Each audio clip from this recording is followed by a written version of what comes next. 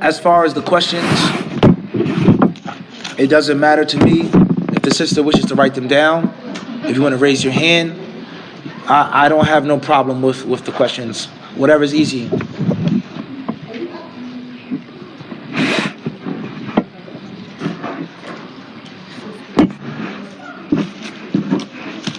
Okay. Okay, Jazakallah khairan. Thank you. It says, the first question says, Jazakallah khairan, thank you so much.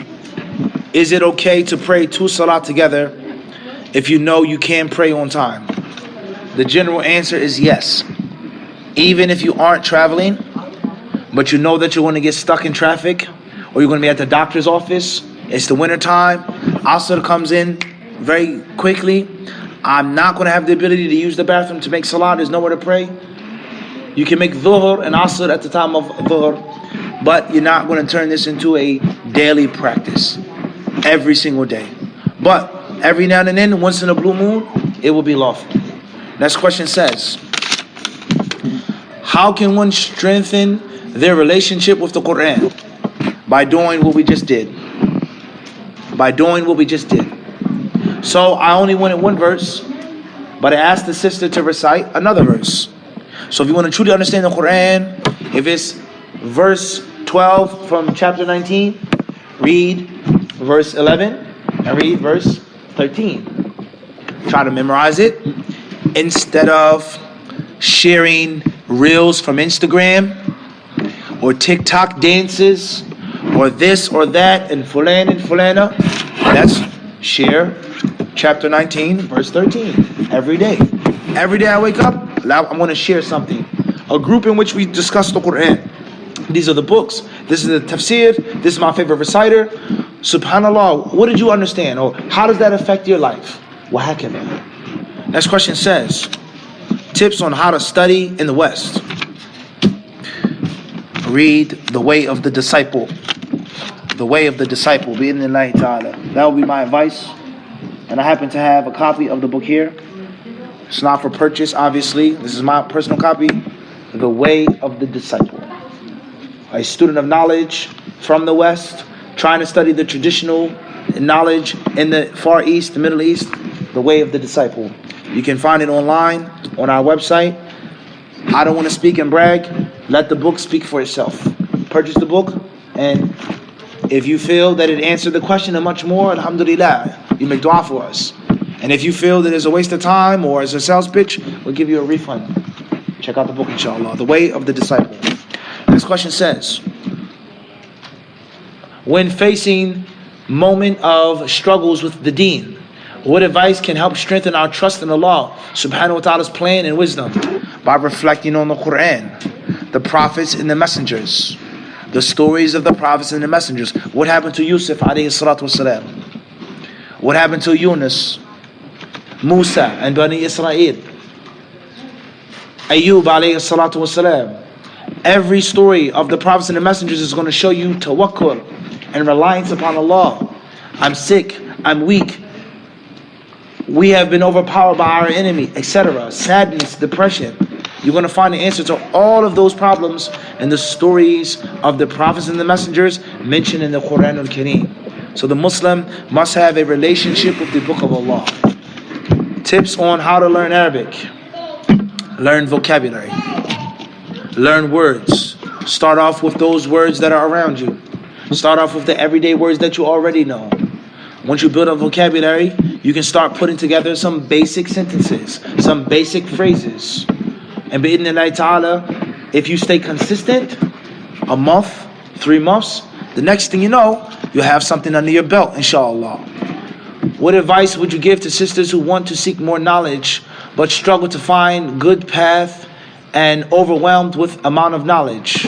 فَسَالَتْ أَوْدِيَةٌ بِقَدْرِهَا. Allah says that the valleys flow according to their due measure. Everything has its time. Slow down, take your time, step by step, piece by piece, day by day. Don't overburden yourself. No one knows everything. No one is going to be able to read everything and memorize everything and understand everything.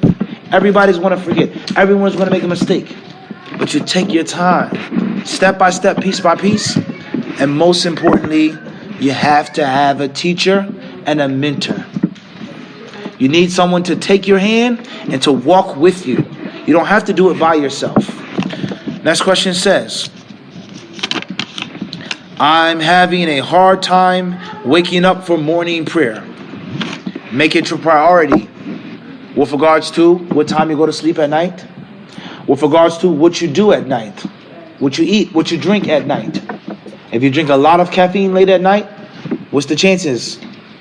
If you eat a ton of food late at night, what are the chances? If you don't set an alarm, what are the chances? If you live by yourself, what are the chances? If you stay up all night on the internet, what are the chances? So Fajr is a priority. Non-Muslims, do they go to work in the morning? Do they get on the train? If you lived in New York City, I'm sure it's here in Columbus too, or Cincinnati, or other cities. But in New York City, you will see a phenomenon. It's dark, pitch black dark. 4 o'clock, 4:30, 5 a.m. And the trains and the subways are packed with man, woman, and child. Briefcase, book bag, lunch pail, hard hat. People have to go to work and go to school early in the morning, so they make it their business and they make it their priority. But if you said to this non-Muslim, hey, you should be a Muslim, you have to pray 5 times a day. I gotta pray early in the morning? I gotta wake up early in the morning? But for the dunya, they wake up early in the morning because they know the importance and the necessity of going out seeking the provisions. Next question says, أمي كانت كبيرة في السن ومريضة ولم تصم رمضان هل عليها فدية هي توفيت الآن. يسأل الله تعالى أن يرحم الوالدة يرحمها يغفر لها يتغمدها برحمة منه أن يوسع قبرها وأن ينير قبرها أمين. بإذن الله تعالى إن أطعمت عن والدتك وإن سمت عنها فهذا أحوط وهذا أحسن. أحوط وأحسن أنك تؤدين الفدية وتقضين الصيام. وإذا عجزت البنت أو عجز الولد وعجزت الورثة الأولياء عن الصيام أطعموا عنها لكل يوم. وإن عجزوا عن الإطعام وعجزوا عن القضاء والله تعالى أعلم. السؤال: متى يجب علينا أن نتوقف عن الأكل؟ فور سماع الأذان أو هي ينتهي بانتهاء الأذان؟ لا، إذا عند دخول الوقت.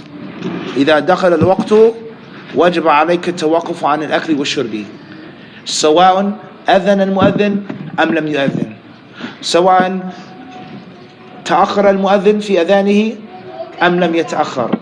المهم هو دخول الوقت. وإذا لم تقفي على دخول الوقت، لم تعلمي بدخول الوقت، فعلى التقويم على حسب التقويم. إذا كان التقويم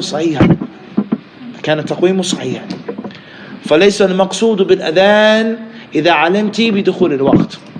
وأما في حالة عدم العلم بدخول الوقت فعلى المؤذن، بشرط أن يكون المؤذن يؤذن عند دخول الوقت. والله تعالى أعلم. Why is Palestine being bombed? What do we do first? Why is Palestine being bombed? Well, I would say Palestine is being bombed because unfortunately the Palestinians, our brothers and sisters, and of course everyone in Palestine is a Muslim, we're talking about the Muslims there, they are extremely stubborn and annoying. Yes, we want you to leave this land. This is our land. The Bible, God has promised us this land. It's ours. The land was empty and barren before we came. We brought civilization. We want you to leave. And the Palestinians, they're saying, no, we're not leaving this land. I lived here. My father lived here. My grandfather lived here. My great-great-great-grandfather lived here. You can't just tell me to leave just because of some promise that you believe in? So therefore, because they refuse to follow what they want, they take out their vengeance on them by slaughtering and massacring and butchering. And they don't care if the whole world sees it, unfortunately. And one of the reasons why they don't care is that they know that they have bought the silence and the ignorance of most people. They've purchased it. Whether they're Muslims, whether they're Arabs, whether it's the UN, whether it's America, they've purchased their silence. Shut up. Be quiet. Take the money and be quiet. So therefore, if you have your hand out and you take their money and you take their comfortable life that they are threatening to take away from you, they're going to keep bombing and killing our brothers and sisters. So this is one of the reasons why they're killing them, is because they refuse to give in to their wants. So subhanAllah, you just look at the resilience of the Palestinians. Look at their patience. How many other people would have stood there that long and fought that long and suffered that much? And that's a tremendous lesson from the Muslim. What do? If we can physically stop them, we physically stop them from being bombed. If we can't, for the situation and the circumstance, then at least we need to say something about it. It's not okay. Speak out against it. Call it for what it is. And if you can't, then at least know that it's evil and that it's wrong. It's evil and it's wrong. It is no justification for what has happened in Palestine over the last 100 years. It didn't start with October the 7th or October the 8th. They've been killing and slaughtering people there for years. Read about all of the massacres that they did in Palestine. Read about all of the atrocities that they made in the name of God promised us this land, in the name of greater Israel, and in the name of self-defense, etc. So, never ever believe the lies of the liars. Don't believe their lies that it started on October 7th. That's a lie. Never believe the lie. They're hiding behind human shields. They're hiding under the hospitals, so we had no choice but to blow up the entire hospital. That's a lie. And unfortunately, many people today, Muslim, Arab, non-Arab, they have believed those lies. And those who haven't believed the lies, they're too busy living comfortably, eating, drinking, as we said yesterday in the khutbah, following the American dream to say what needs to be said. And that's heartbreaking. It's heartbreaking when you look at what's happened and what is happening and what they plan to do. So these are some of the reasons why they're bombing the Palestinians. What is our job? وَالْمُؤْمِنُونَ وَالْمُؤْمِنَاتُ بَعْضُهُمْ أَوْلِيَاءُ بَعْضٍ. It's our job to come to their help, to do something according to what we have the ability to do. We can't just sit back and be silent and quiet and act like nothing is going on. Al-Masjid al-Aqsa, have we forgotten that? Have we forgotten the third holiest masjid in Islam? Have we forgotten where the prophets and messengers came from? Have we forgotten that? Allahu musta'an. Question says, why do we fast? We fast to please Allah. And we fast because we want to go to Jannah. And we want to see Allah in the hereafter. And we want Allah to speak to us. We want Allah to be pleased with us. And we want Allah to be happy with us. This is why we fast. And fasting also teaches us discipline. Fasting makes you smarter. Fasting makes you stronger. Fasting makes you a better person. Question says, what does the Quran mean in English? Is there more mistakes than I can't say, I'm sorry. And that question says, how is it okay? Is it okay to have non-Muslim as a friend? You can have someone in your class, a co-worker, a neighbor, a family member. But your close friend, your friend has to be a Muslim. And your friend, not only a Muslim, but a good Muslim. They have to be someone who dresses like you dress. There has to be someone who eats like you eat. There has to be someone, when you forget, they remind you. Your friend is what the Prophet ﷺ tells us. مَثَلُ الْجَلِيسِ الصَّالِحِ وَالْجَلِيسِ السُّوءِ كَبَاعِ الْمِسْكِ وَالْحَدَّادِ. Is someone who sells perfume إما أن يحذيك وإما أن تبتاع منه وإما أن تجد منه ريحا طيبة. One of three things is going to take place with a good friend, like the perfume seller. Either he's going to sell you some perfume at a discounted price. This is an exclusive fragrance. You can't find this in the store. I have it. That's a benefit. And if not, obviously he's going to give you something for free. And if not, you'll purchase it. And if not, he'll give you a sample. That smells good. So you can never go wrong with a good Muslim friend. You're always going to benefit from having a good Muslim friend. And a bad Muslim friend or non-Muslim friend is going to bring harm to you. So your friends, they have to be believers. They have to be pious believers. When you're reading a dua, can you say it in your head or do you have to say it out loud? For argument's sake, you can make dua with your heart to yourself.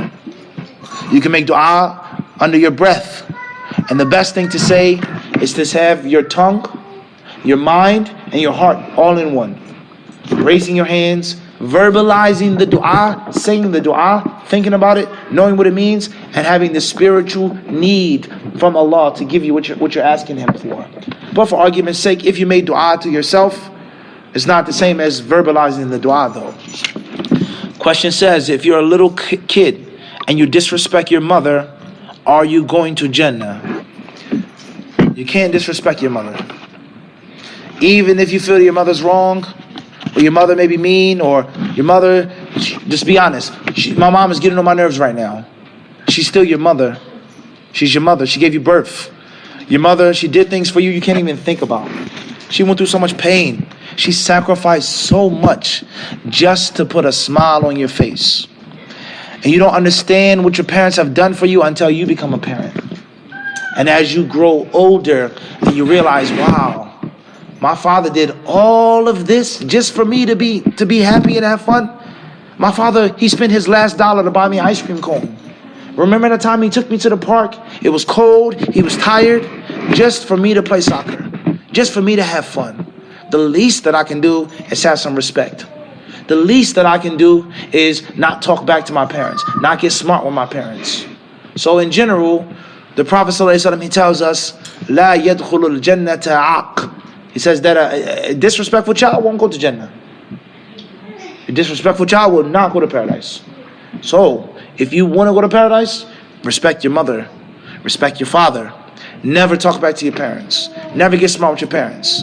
And if your parents ask you to do something, you should be willing to do it. You shouldn't drag your feet. Like, I don't feel like it. Ask such and such. Why me? What happened to your life if your mother said, I don't feel like it today? Where would you be right now? If your father said, I don't feel like going to work today. I want to relax. I don't feel like doing overtime. Where would your life be right now? The clothes on your back, the roof over your head. Where would your life be if your parents said, I don't feel like it? So it's a very deep mindset with regards to being disrespectful and ungrateful to your parents. Wallahu ta'ala a'lam. Moving forward. And I think some of the questions got mixed up.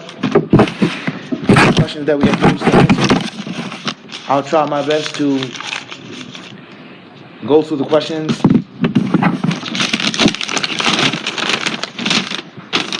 Assalamu alaikum. How can we best overcome what seems to almost be a culture of difference within the households of our family? Example, the parents may be more traditional Somali, while the children may be raised in America and relate more to Western ways. That's a reality that so many Muslims have to face. So many Muslims have to face that. The melting pot. My parents came from Pakistan. My parents came from Guinea. I'm from Brooklyn. I'm from Columbus. I'm from Philadelphia. I'm American. My culture is American. The way I dress, the sports that I like. I don't play soccer. I like basketball. I don't wear sandals with no socks. I wear boots and something. That's my culture. And my parents are telling me this and my parents are telling me that. What do I do? First and foremost is you have to realize is that there is good in both ways. East and West. Old school and new school. There are things that both worlds have to offer to each other. The only good is back home in Guinea or Egypt or Somalia or Pakistan. That's the only good. All other culture, food, dress is bad and evil. The only thing which is good is the American culture. American technology, American ways, and all stuff from overseas is backwards and old. They're both wrong. The West has things to offer.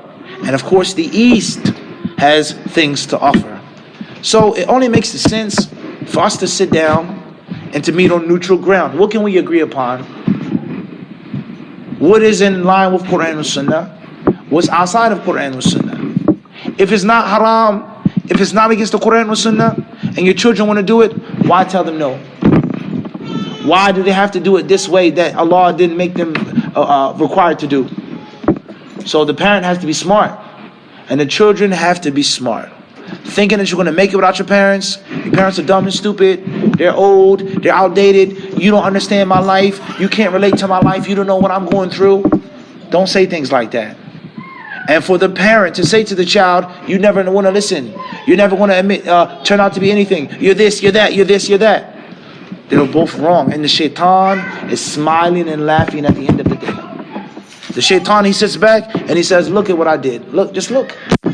I got the daughter to close her ears from the mother, and I got the mother to close her ears from the daughter. The shaitan has won.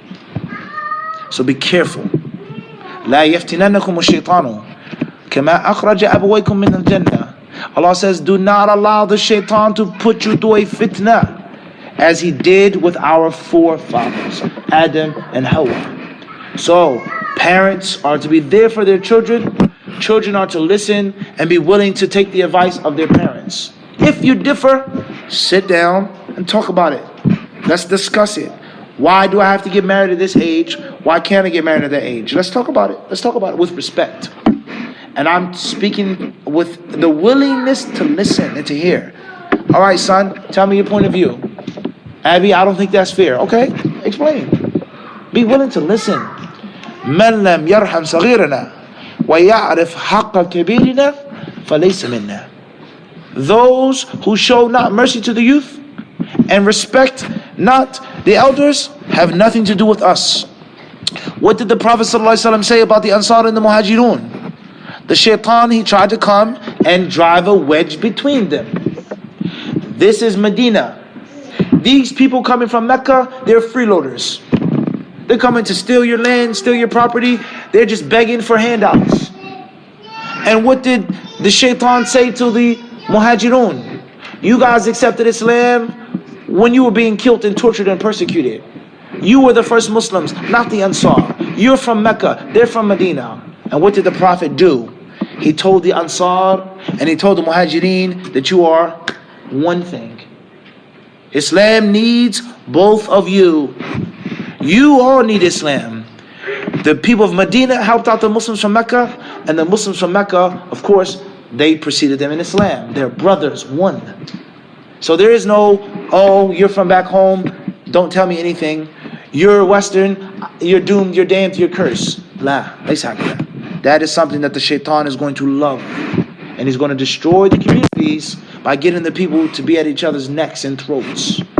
We're one. We stand as one. We stand together. All right? Old school, new school, east and west. Wallahu ta'ala.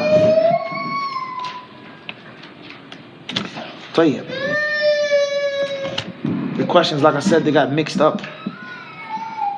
Perhaps these are new. It says, how do we know if we are innovating with our acts of worship? Are we held accountable if we don't know that is bid'ah? You learn what's bid'ah or what's sunnah by sitting in classes and reading books and listening to lectures and asking the people who know. For argument's sake, you did something that you thought was okay, you trusted the person, or from your culture, and you didn't know that it was bid'ah, there's no sin upon you. Allah doesn't punish the servant unless the servant knows. Allah doesn't punish someone if they're totally ignorant and totally oblivious. But the question is, do you have access to the knowledge? Do you have access to the knowledge? A student of mine in New York City, we did a lecture many years ago, I think it was 2019, and he made a profound statement. He said that in 2019, ignorance is a choice. Ignorance is a choice. In 2015, 2020, 2000, 1980, maybe some years ago, ignorance wasn't a choice. I'm a woman, my husband doesn't allow me to study. I'm a slave. I don't have the time to study. They don't teach me how to read. I don't have the ability. Learning is only for this class of people, the aristocrats. So one could say that ignorance wasn't a choice, but nowadays everybody has access. Ignorance is a choice.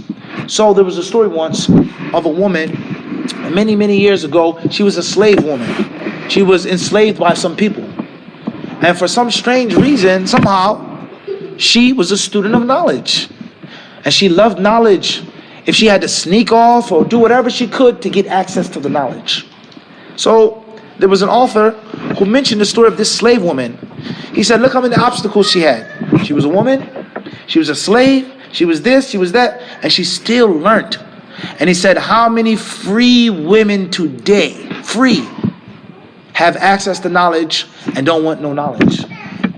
So you gotta, if you have access to the knowledge, there's no excuse for doing wrong. All right? Question says, what is the best way to consistently improve one's connection with the deen? Good company. You have to keep good company. Your close friends have to be good, solid, strong Muslims. Keep them close. If you're down, they'll pick you up. If you're forgetful, they'll remind you. If you're ignorant, they'll teach you. And most importantly, a good friend is someone who is honest with you and someone who keeps it real. Don't forget what a wise man has told us. Winners have many friends. Losers have good friends. Winners have a ton of friends. But people that aren't that popular or pretty or rich or this and that, they have honest friends. People who tell you what you need to hear. So staying consistent is about the company that you keep. The people that you hang around. Can you explain how to make up missed rak'ah if you come late to the prayer jama'ah? When the imam salams out, you stand up, you finish your prayer. If it's a prayer that's to be recited out loud, the second rak'ah of Maghrib, the second rak'ah of Isha, okay, the second rak'ah of Jum'ah, then you recite out loud as long as there aren't too many people around you. And you're not bothering or mixing your recitation up. Recite it a little lower to yourself, and you make up the salah in the normal manner that you would pray behind the imam. Wallahu ta'ala alam. Question says, is wearing light makeup in public okay to cover up a breakout? Very light makeup. Inshallah khair. Inshallah khair. What's important is that wearing makeup to cover up a scratch or a scar or your face is breaking out, I don't think it's the same as wearing makeup to just totally adorn and to beautify yourself.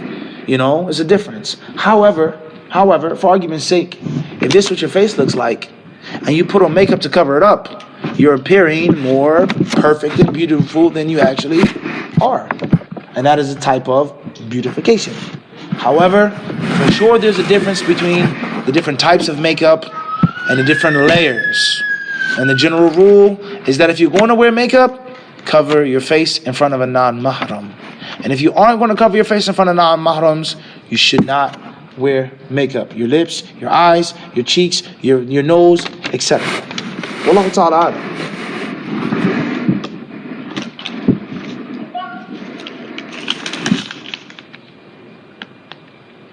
It says, I work in a setting where occasionally I interact with men on projects. I keep it professional, but occasionally normally respond to questions such as, how was your weekend, etc. Am I sinful? At times, it's hard to avoid such questions. There's nothing wrong with that. That's general basic professionalism, general basic cordial behavior. Hey, good morning, how you doing? Okay, all right, have a good one. Don't work too hard. Basic, yani. Sitting, laughing, joking, flirting, staring, different story. He touches you, oh, you're so funny, you're crazy. Oh, shut up, be quiet. That's a different story. Hey, good morning. How's it going, Greg? All right. The paper's on my desk here. Thank you. Let's keep moving. وَقُولُوا لِلنَّاسِ حُسْنًا. Say that which is best to the people. Hello, how you doing? Have a good day. That's not flirting.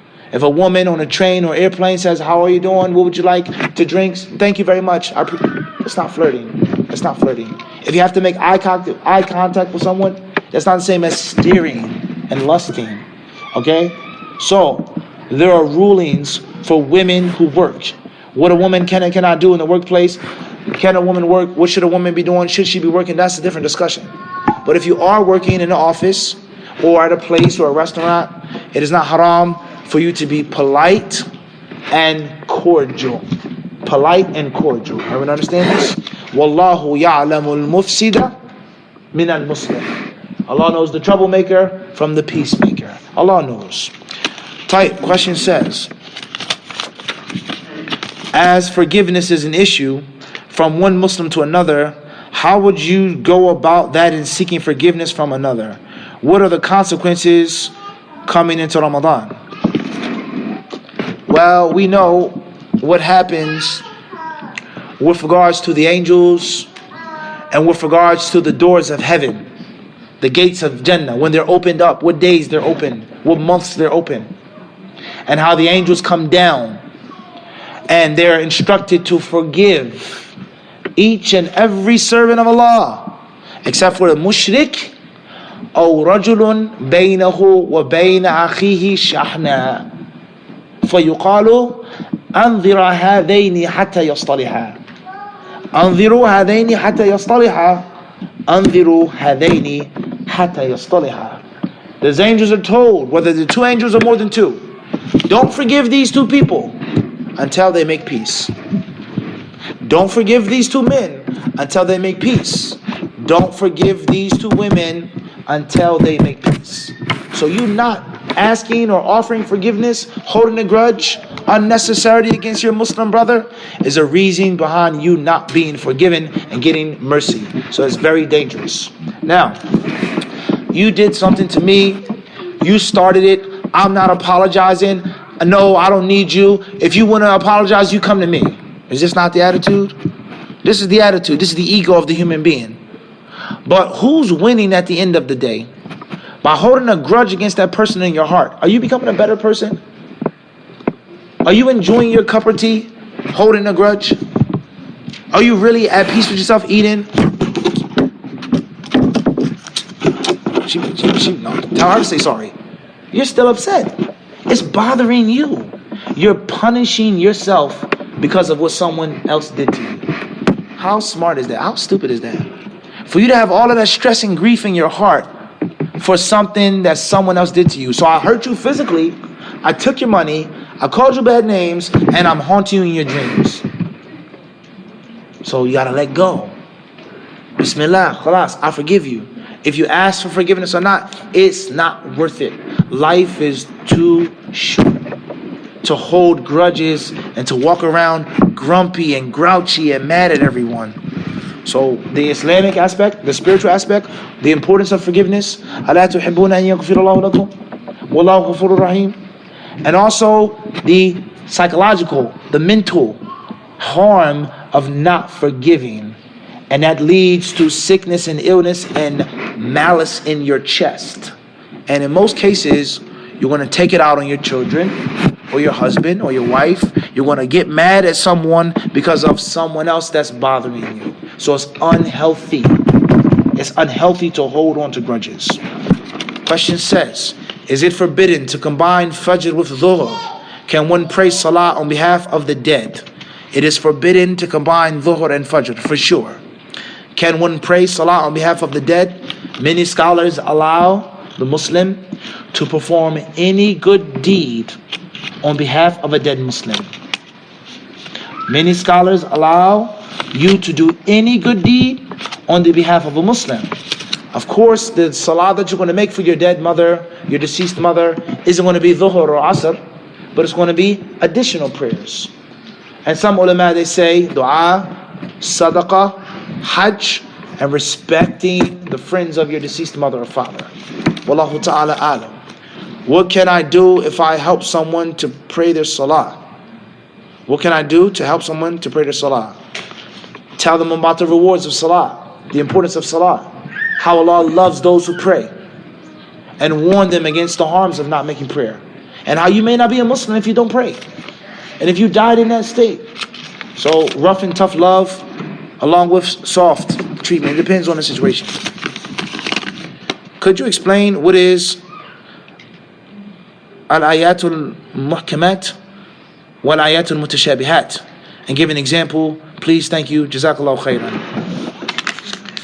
طيب. Allah Azza wa Jal, He tells us, منه آيات محكمات هن الكتاب وأخر متشابهات.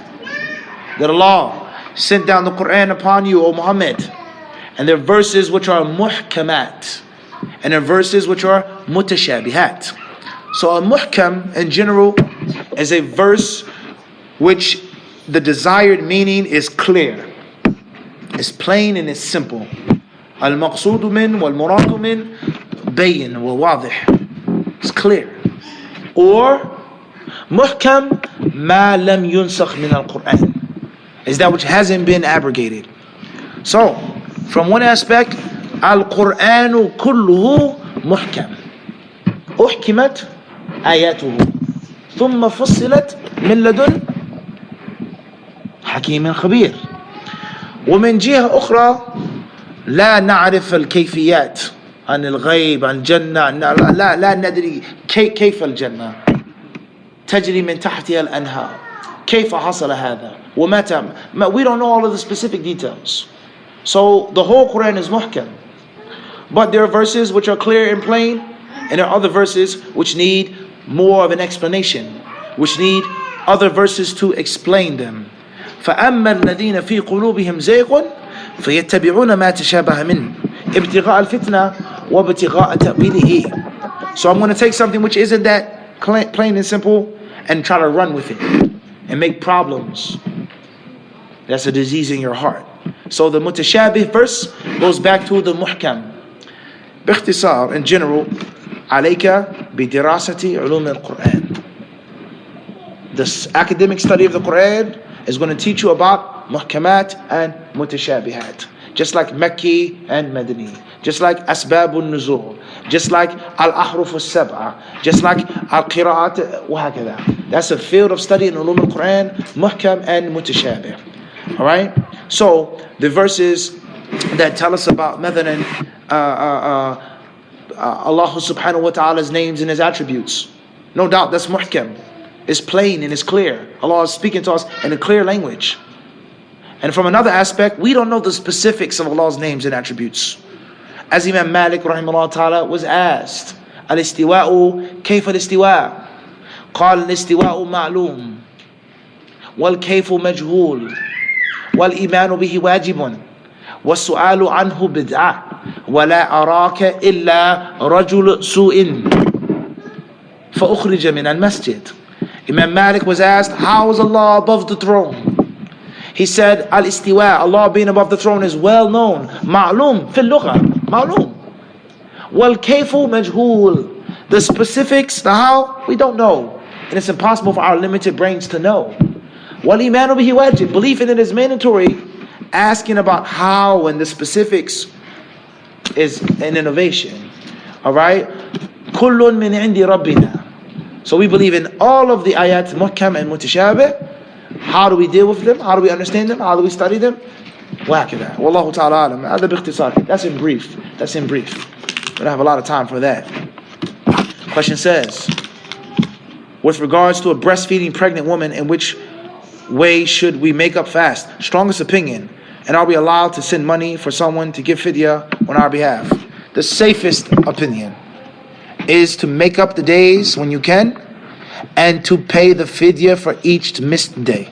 That's the safest thing to do. If you do that, no faqih, no madhab is going to say anything bad about you. I made up the days and I fed. That's the safest. Is that the strongest view? Do I feel that's the most correct view? That's irrelevant.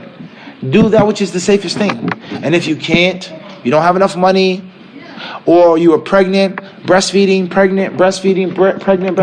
over and over again. You had a child every year, every 2 years, and you have 6 and 7 Ramadans piling up. Pay the fidya without making up the days if you can. If you cannot pay the fidya, and if it's too many days to make up, then perhaps you are exempt from that. Wallahu ta'ala alam. Can you send the money? Can it be paid overseas? Yes, but with the condition that you tell the one that you're sending the money, this is fidya money for food, it'am. Not spending money, not zakat money. not to build a masjid or a dawah center. This is for food. You're to go to the orphanage and feed them, not build a roof with the money. Number 2, those who are going to eat have to be poor. So it cannot just be an aqiqah or walima, but it has to be masakin, poor people. So only send your money to someone who is trustworthy, and someone إِنَّ خَيْرَ مَنِ اسْتَأْجَرْتِ الْقَوِيُّ الْأَمِينُ, someone who's strong and someone who's trustworthy. Wallahu ta'ala a'lam.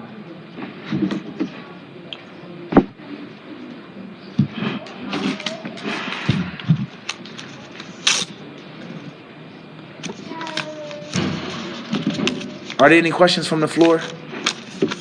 Bismillah. Wa alaikum salam wa rahmatullah. I wanted to know, is it permissible, or does it count if we give zakat to non-Muslims? Does it count if one gives zakat to a non-Muslim? In some cases and circumstances, it can. Yes, depending on the situation, it's possible. However, the default rule of thumb is that the zakat should be prioritized for Muslims. But in certain circumstances, such as someone is on the verge of becoming a Muslim, they're on the verge of becoming a Muslim. You can't buy their faith. However, who doesn't like a gift? An incentive. Or a sister just became a Muslim and her parents are trying to throw her out the house. Her parents are trying to force her to become a Christian again. They kicked her out the house. So I got with a few sisters at the masjid. This is my zakat money. This is my zakat money. We got you a small apartment. We got you a hotel for a week. We bought you some clothes. We bought you a rental car. Whack at that. Okay? Wallahu ta'ala alam. Question says, what do you do if an adult won't let you pray at school? Tayyib. Put in a letter to the principal, the teacher, requesting that you need to pray on time as a Muslim. If they give you a hard time, no, these are the rules, then you have to go back to human psychology. Instead of asking for kindness, what can I do for you? I'll do something extra. I'll clean this up. I'll do the extra work. I'll be the volunteer if you allow me to make prayer in school. Offer them something. And in most cases, if you're sincere, they'll allow you to do that. My sister has a paper that has her name and her last name. Can I see if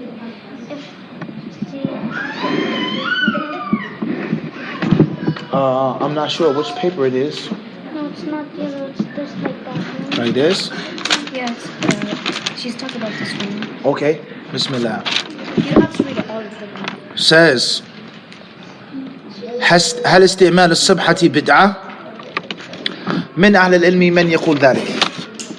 من العلماء من يقول بأن التسبيح والتهليل والتكبير والتحميد إنما تكون باليد اليمنى يعقد بأصابع يده اليمنى. وأما استعمال العقد أو الخيوط أو نواة التمر أو بالمسابح فمنهم من يقول بأن ذلك بدعة. أما أنا لا أقول ببدعية السبحة، ولا شك ولا ريب أن الأفضل التسبيح باليد. الأفضل والأحسن تكون باليد. والله تعالى أعلم. زكاة الفطر هل يجوز إخراجها مالا؟ وهل يجوز إخراجها في بلد آخر؟ هناك من أهل العلم من جوز إخراج زكاة الفطر نقدا، يعني بالفلوس وليس بالطعام. والذي يظهر من الأدلة والله تعالى عالم أن ذلك جائز، ولكن الأفضل والأحسن أنك تؤدين زكاة الفطر طعاما كما ورد عن النبي عليه الصلاة والسلام، صاعا من تمر، صاعا من شعير، صاعا من أقط. هذا هو الأحسن والله تعالى أعلم. وأما إخراجها في بلد آخر فيجوز بشرط أنك ما أهملت أهل بلدك. إذا نظرت في أهل بلدك وما وجدت من يستحق زكاة مالك فأديت في بلد آخر في مدينة أخرى، جاز بهذا الشرط والله تعالى أعلم. Is it halal to draw eyes on Ramadan? to draw eyes on Ramadan, like some type of poster or decoration, like an art, like the moon, a crescent moon or something. Yeah, like sketching, like on a paper. I meant when like the last time I met you, I had my tablet and I showed you the drawing. Yes. Is it halal if I draw that same thing? Clear. Based off of what I showed you, we were in Cincinnati. That's fine, inshallah. Okay. What is your traveling, but it's time for Fajr? You have to stop traveling, and if you can't, then you pray sitting down. If you can't face the Qibla, then you pray on time. Okay? But if you can stop the car or stop at the next bus stop without getting left, you make the salah standing up facing the Qibla. If you can't, if you want to get left, you make salah sitting down and you pray the best way you can sitting down with the wudu. Wallahu alam. If you feel, or if you can't get period, does it break your fast? If a person gets their period, does it break their fast? Yes, it does. The moment a woman experiences that, her fasting is done for that day. What does Allah do when He sees you crying, when no one sees, hears, knows? While Allah subhanahu wa ta'ala, He loves for His servants to call out to Him. He loves this. And Allah wants this. And Allah sees it. And the Quran clearly gives us the answer. Allah sees, Allah hears. Sami Allahu liman hamida. Allah hears His servant when he praises him, when he calls out to him. So never think that Allah can't see me or doesn't see me, or Allah isn't listening to me. Keep making dua, keep praying, keep asking Allah. Wallahu alam. How many people can you save from hell? In reality, 0. You can't save nobody from hell. That's in Allah's hands. As far as helping people out, begging Allah to forgive them, trying to teach them, then there's no limit. It could be 1 million people that you can call to Islam or give advice to or be a good role model for. Question says, is it halal to swear on Ramadan? Does it break your fast? If you curse, you've made a sin, but the fast is still valid. But, what's the point of being hungry and thirsty and you still do the same bad stuff? You're playing yourself. If you're still cursing, listening to haram, watching haram, still fighting with Muslims, being disrespectful, why fast? Why fast? Why leave Ramadan with being hungry and thirsty? There's no point. If you're pregnant, can you fast? You can fast as long as it does not harm yourself or your child. As long as you don't harm yourself or harm your child, it's lawful to fast. So if you manage to eat in the morning and eat at night and to take a vitamin and a supplement, alhamdulillah. But do not try to do too many things in which the doctor gives you clear advice. I need you to eat 3 times throughout the day. I need you to drink a lot of water. You're dehydrated. I need you to drink a lot of water. And you say, no, I can be patient. Take the medical advice. Wallahu ta'ala alam. If you gossip about someone's luck, and you seek forgiveness from Allah, but you fear that telling the person you talked about in fear of problems arising, what would be the best course of action? Well, some scholars say is that it's okay not to go to the person and apologize because it's going to cause a problem. However, walakin, do you truly learn your lesson? Versus, I have to approach the person I spoke about and tell them to their face. It's going to be a little bitter, but maybe you need to taste that bitterness to get the point, not to make ghiba again. And Allahu alam, perhaps the Muslim that you apologize to may respect you even more. That takes courage. I appreciate that. The one who tells me that I was talking about you is better than the one who smiles in my face. So, and if you can't, then at least speak good of them. You used to backbite them, say good things about them behind their back. Wallahu ta'ala alam. طيب. Are there any other questions from the floor? Bismillah. How do you interact with a family member who is a non-believer? How to interact with a family member who's a non-believer? Well, they're your family members, so you have to give them some respect. You have to show them some type of love or some type of, family relationship. But at the same time, it depends on what type of non-Muslim they are. Some non-Muslims love Islam. Some non-Muslims love Muslims. They respect Muslims. We don't have to talk about religion. You're my daughter. We come over here. We have a cup of coffee together. How you doing? How are the kids? Alhamdulillah.